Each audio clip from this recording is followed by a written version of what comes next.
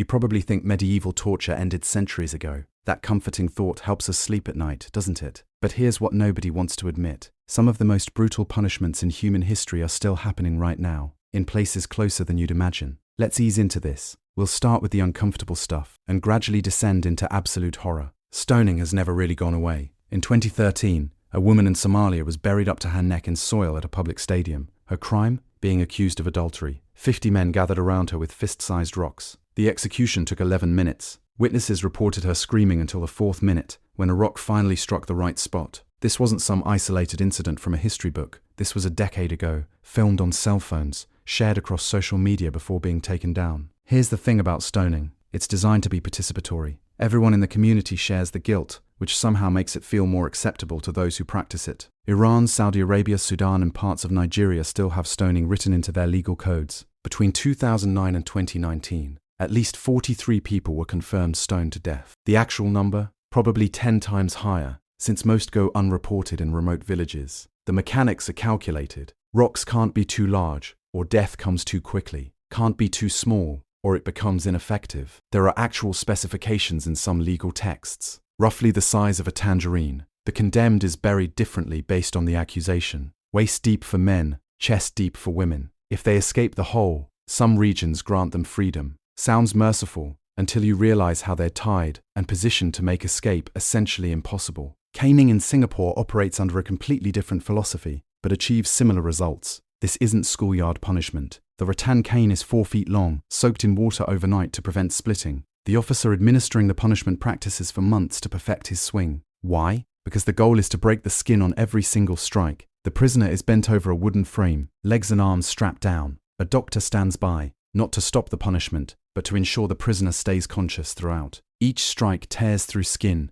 muscle, and sometimes reaches bone. 3 strikes cause most people to pass out. The maximum sentence is 24. Michael Fay, an American teenager, received 4 strokes in 1994 for vandalism. Despite international outcry and intervention from President Clinton, Singapore proceeded. Fay later described it as beyond any pain imaginable, saying the scars, both physical and mental, never truly healed. He was one of the lucky ones. Most prisoners don't have presidential attention. More than 15,000 caning sentences are carried out annually in Singapore alone. Vandalism, drug possession, overstaying a visa. The list of offences is extensive. The punishment enjoys massive public support, with surveys showing over 80% approval ratings. Clean streets apparently require brutal enforcement. But even caning seems tame compared to what's happening in North Korean labor camps right now. Eyewitness accounts from defectors paint a picture that sounds impossible in 2024. Prisoners are hung by their wrists from ceiling hooks for days, toes barely touching the ground. The position slowly dislocates shoulders. Guards occasionally spin prisoners for entertainment. Whole families disappear into these camps for the crime of one member. 3 generations of punishment. The doctrine means if your grandfather criticized the government, you're serving time for it too. Children born inside these camps don't even know another world exists. They think concrete cells and starvation rations are just normal life. One defector described watching a woman forced to drown her own baby. The infant had been crying too loudly during mandatory silence hours. Guards handed her a bucket of water and gave her a choice: drown the child or watch her entire family be executed in front of her. She chose the former. The guards called it mercy. These aren't ancient practices preserved in amber. This is happening while you're watching this video. But we're just getting started. What I'm about to tell you next makes labor camps look like summer vacation. The torture methods still used in certain detention centers around the world have evolved, becoming more psychological, more devastating, and somehow even more cruel than anything medieval executioners dreamed up. Human creativity, it turns out,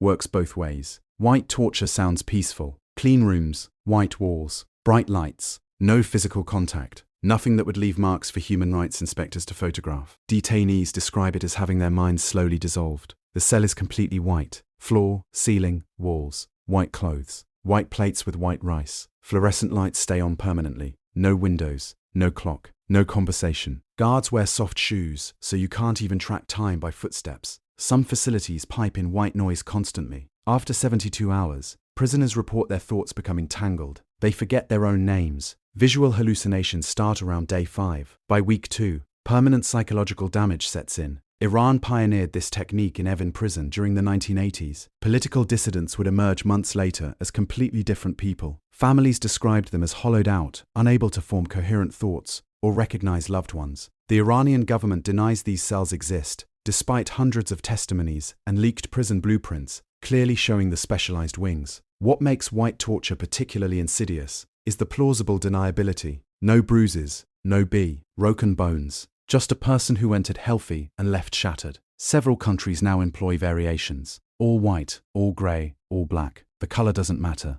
The sensory void does. Your brain, desperate for stimulation, starts manufacturing its own reality. Those realities are never pleasant. Meanwhile, certain Middle Eastern regimes have perfected a punishment they call the flying carpet. The prisoner is strapped face down to a hinged wooden board. The board bends backward, forcing the spine into an extreme arch. Imagine the worst back pain you've ever experienced, then multiply it by 1,000. The position crushes internal organs against the ribcage. Breathing becomes almost impossible. Most people pass out within minutes from the pain. That's when guards throw cold water to wake them up and start again. Sessions last hours. Survivors describe feeling their spines separating, vertebrae grinding against each other. Some never walk properly again. Human Rights Watch documented over 300 cases in Syria alone between 2011 and 2019. The actual number is certainly higher. These aren't rogue officers acting independently. This is standardized procedure, taught systematically, with specific time intervals and techniques passed down through training programs. Then there's Falanga, perhaps the most widespread torture method currently in use. The soles of the feet contain more nerve endings per square inch than almost anywhere else on the body. Beat them hard enough, and victims can't walk for months, can't run, can't escape. The punishment is simple. Feet bound, suspended, or pressed against a surface, then struck repeatedly with cables, rods, or wooden planks. What makes this particularly popular among authoritarian regimes is that victims can still be paraded in front of cameras. No visible injuries above the ankles. They'll stand for the photo, barely. What cameras don't show is them collapsing the moment they're off screen. Turkey, Egypt, Iran, Saudi Arabia. Falanga appears in detention centers across dozens of countries. It's effective, deniable, and requires no special equipment. Just something to hit with and someone restrained enough not to pull away. The psychological component might be worse than the physical. Victims report the sound, that distinct crack of impact, triggering panic attacks years later. Some become unable to walk barefoot ever again, even on soft carpet. Their brains associate exposed feet with imminent agony. We've spent this entire journey descending through humanity's darkest innovations. From medieval dungeons to modern detention centers, the creativity applied to causing suffering is staggering. What's perhaps most disturbing isn't that these methods exist, but that they persist despite our supposed progress. Right now, as you process this information, someone is suspended in a Y-tier room losing their grip on reality. Someone else is strapped to a board feeling their spine compress. Another is receiving their 100th strike to the soles of their feet. These aren't historical footnotes. They're current events, happening in facilities that officially don't exist, to people whose names we'll never know. The cruelest punishment of all might be our collective ability to know these things happen and simply continue scrolling. History won't judge these regimes kindly, but it probably won't judge our indifference much better. The reality is, awareness changes nothing for the people suffering through these punishments right now, but it changes something in us. We can't claim ignorance anymore. Every regime practicing these methods relies on the same thing, the world looking away. They count on our discomfort, our desire to believe this stuff only happens over there, to people who probably deserved it somehow. That comfortable distance we create is exactly what allows it to continue. You now carry this knowledge. What you do with it is entirely up to you.